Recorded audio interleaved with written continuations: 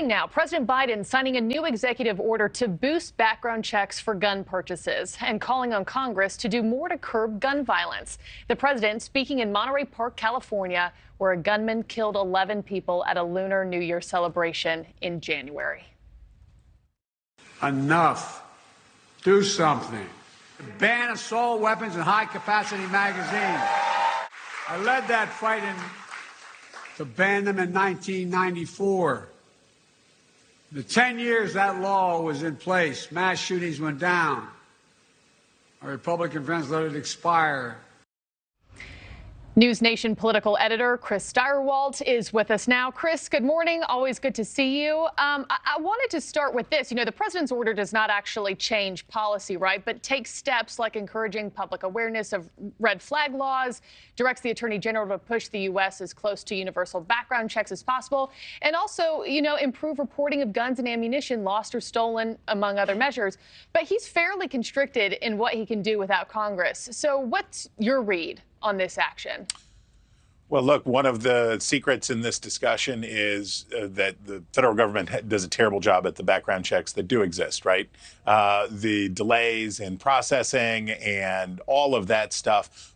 You know, we tend to have a sort of unserious conversation about gun control in the United States, and people tend to retreat to bluster and talk past each other.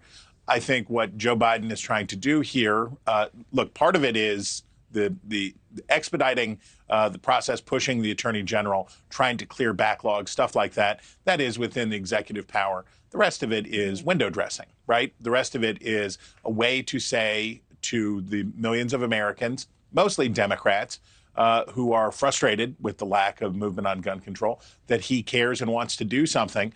And this, of course, is part of a rollout of issue facing announcements or initiatives that Biden's undertaken as he gets ready to launch his campaign officially.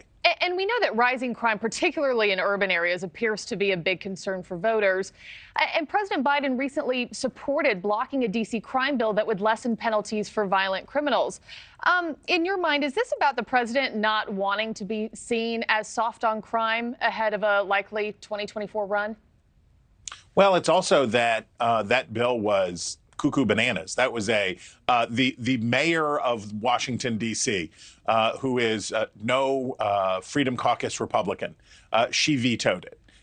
It was a ill-conceived, poorly crafted. It was a bill that look, the D.C. City Council is not exactly the Constitutional Convention.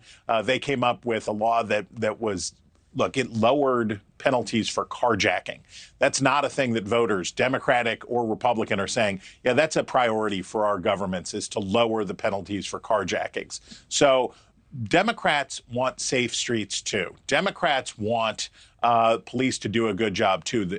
Even as we've seen numbers for police return to pre-George Floyd levels in terms of public confidence in police, which is not great, but better than it was during that period. The one area where police have not rebounded in public opinion is on doing their job well and keeping the public safe.